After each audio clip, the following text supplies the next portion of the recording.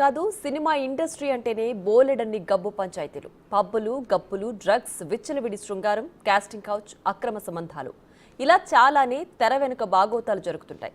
అయితే గుట్టు చప్పుడు కాకుండా నిరంతర ప్రక్రియగా ఇవి సాగిపోతుంటాయి. కానీ కొన్ని సందర్భాల్లో అప్పుడప్పుడు ఈ గబ్బు పంచాయతీలు బయటపడుతుంటాయి. మొన్నటికి మొన్న టాలీవుడ్ డ్రగ్స్ వ్యవహారంతో పాటు తాజాగా బెంగళూరు రేవ్ పార్టీ ఇష్యూ ఇలాగే బయటకొచ్చింది. సెలబ్రిటీలు, తల పండిన నటులు కూడా పండించలేనంత రసవత్తరమైన యాక్టింగ్ చూపించారు. బెంగళూరు రేవ్ పార్టీలో సెలబ్రిటీల పాత్రపై బిగ్ టీవీ ప్రత్యేక కథనం.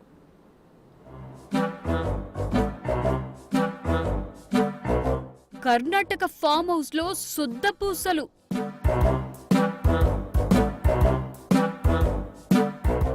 అర్ధరాత్రి రైడ్ లో పట్టుబడ్డ సెలబ్రిటీలు,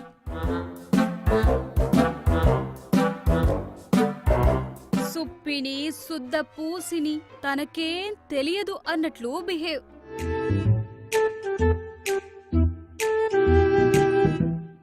మీరంతా తుచ్ అంటూ పోలీసుల కన్ఫర్మ్.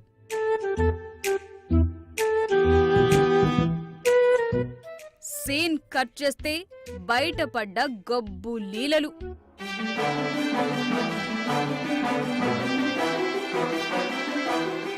అది ఇది కాదు, అదే ఇది. ఈ పాట గుర్తుంది కదా? సాంగ్ కు తగ్గ సీన్ ఈ రోజు మీకు చూపిస్తాం చూడండి.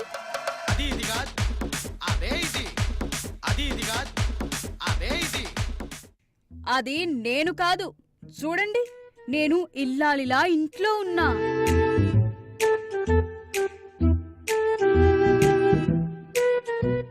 నువ్వు ఇంట్లో ఉంటే ఇక్కడున్నదెవరు?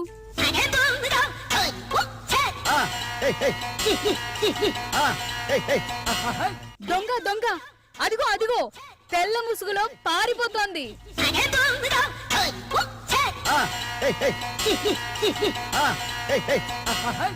అరేరే, అచ్చం మన హేమలాగే ఉందే. ఆమెను పోలిన వారెవరైనా ఉన్నారా? చా, అయి ఉండదులే. కాదు కాదు, అది ఇదే, ఇది అదే.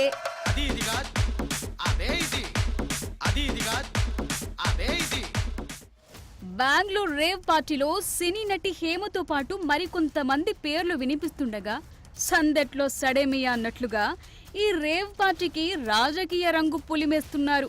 రేవ్ పార్టీ వ్యవహారం వెలుగులోకి రావటంతో జానీ మాస్టర్ ఆ రేవ్ పార్టీలో దొరికాడంటూ కొన్ని పోస్టులు దర్శనమివ్వగా వాటిని ఖండించారు జానీ మాస్టర్. తాజాగా యాంకర్ శ్యామల సైతం ఆ రేవ్ పార్టీలో ఉందంటూ కొన్ని మీడియా సంస్థలు కథనాలు ప్రసారం చేయటంతో వాటిని ఖండించిందామె. ఇలా ఎవరికి వారు కవరింగ్ ఇచ్చుకున్నారు. రేవ్ పార్టీలకు వెళ్ళే కల్చర్ నాది కాదు, పబ్ కల్చర్ మనిషిని కాదు నేను. అటువంటి ఏమీ లేదు. రేవ్ పార్టీ ఎలా ఉంటుందో కూడా నాకు తెలియదు. సో దయచేసి ఎవ్వరూ ఈ విషయాన్ని నమ్మొద్దు. రేవ్ పార్టీ అంటున్నారు, అసలు మామూలు చాక్లెట్ పార్టీ ఇద్దామన్నా కూడా మా పిల్లలకి టైం లేదు. So now I'm happy. నేను ఎక్కడికి పోలేదు, నేను బాగున్నాను, నేను ఇక్కడే ఉన్నాను, మా యూనియన్లో ఉన్నాను, హైదరాబాద్లో ఉన్నాను. బెంగళూరు రేవ్ పార్టీ, అసలు ఆ పార్టీ ఎప్పుడు జరిగిందో, ఎక్కడ జరిగిందో, అక్కడ ఎవరెవరు ఉన్నారో నాకు అసలు ఏమీ తెలియదు. కానీ అందులో నేను కూడా ఉన్నాను అంటే ఒక ఛానల్ నా పైన దుష్ప్రచారం చేస్తున్నారు, అసత్య ప్రచారం చేస్తున్నారు. దయచేసి మీ అసత్యపు ప్రచారాలతో జర్నలిజం విలువలు తగ్గించొద్దు.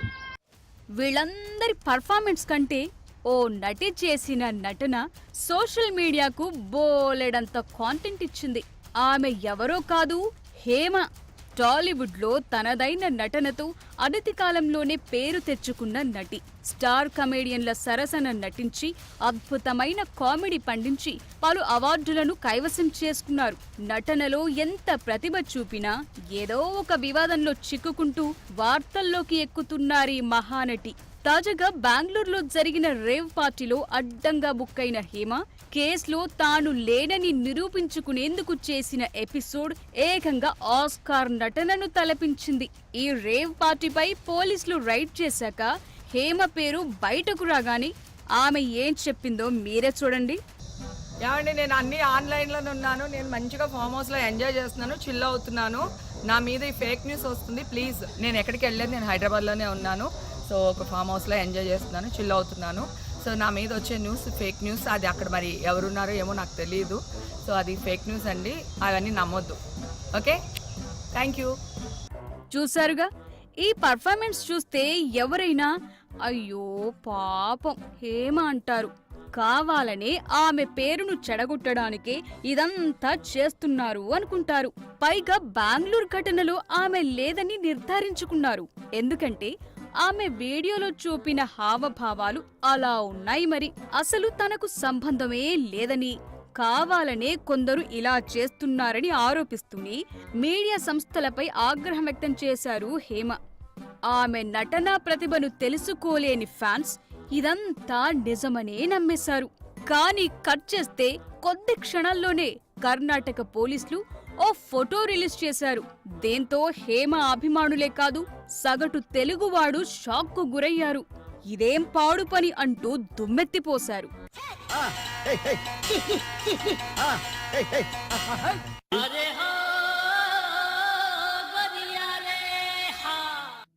సేమ్ డ్రెస్, సేమ్ ప్లేస్, కానీ లొకేషన్ హైదరాబాద్ అంటూ పబ్లిక్ ను పిచ్చోళ్లను చేసే ప్రయత్నం చేసింది. కానీ సేమ్ డ్రెస్, సేమ్ ప్లేస్ ఫోటోలను విడుదల చేశారు కన్నడ ఖాకీలు. ఆ తీగను వాళ్లు అలా లాగుతారని తెలియక ఈ మెరుపు తీగ ఇలా కవరింగ్ ఇచ్చుకున్నా ఫలితం లేకపోయింది. ఇదిలా నడుస్తుండగానే మరో హీరోయిన్ కంటతడితో బయటకొచ్చింది. ఆమె నటి ఆశీ రాయ్. అందరిలా కాకుండా నిజాయితీగా నేను వెళ్లానంటూ ఓ వీడియో రిలీజ్ చేశారు.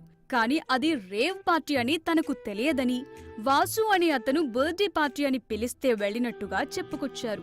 వాసు తనను సోదరిగా భావిస్తుంటాడని, వాసు బ్రదర్ బర్త్డే పార్టీ అంటే వెళ్లాను తప్ప అక్కడ ఏం జరుగుతుంది, ఏం చేస్తున్నారు అనేది తనకు ఏమాత్రం తెలియదన్నారు. నేను ఒక ఆడపిల్లని, ఇప్పుడిప్పుడే కష్టపడి ఇండస్ట్రీలోకొస్తున్నాను, ప్లీజ్ దయచేసి నాకు హెల్ప్ చేయండి అంటూ విజ్ఞప్తులు కూడా చేశారు. You know everything.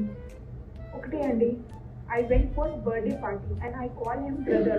Okay, అక్కడ బర్త్డే పార్టీ నడుస్తుంది, లోపల అందరు ఏం చేస్తున్నారు ఏంటి, I don't know anything. So please దయచేసి మీరు అందరూ నన్ను హెల్ప్ చేయండి. నేను ఒక ఆడపిల్ల అండి, ఇప్పుడే ఇండస్ట్రీకి వచ్చినానండి కష్టపడి, ప్లీజ్ హెల్ప్ చేయండి నాకు.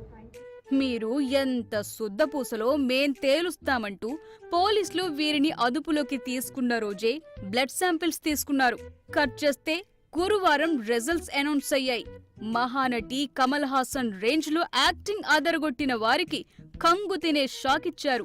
150 మంది రక్త నమూనాలిస్తే అందులో 86 మంది డ్రగ్స్ తీసుకున్నారని తేల్చింది. ఆ 86 మందిలో 27 మంది యువతులు, 57 మంది యువకులు ఉన్నట్లు పోలీసులు గుర్తించారు. అందులో ది గ్రేట్ మహానటి హేమ కూడా ఉందని తేల్చేశారు. ఇక్కడ కూడా తన పేరు బయటకు రాకుండా కృష్ణవేణి అంటూ అస్సలు పేరిచ్చింది. కానీ ఆమె పుట్టు పూర్వోత్తరాలు తెలిసిన జనానికి ఈజీగా దొరికిపోయింది. కాగా పాజిటివ్ రిజల్ట్స్ వచ్చిన వారందరికీ సిబిఐ నోటీసులు జారీ చేసేందుకు సిద్ధమైంది. ఈ రేవ్ పార్టీలో డ్రగ్స్ వినియోగించినట్టు పోలీసులు గుర్తించారు.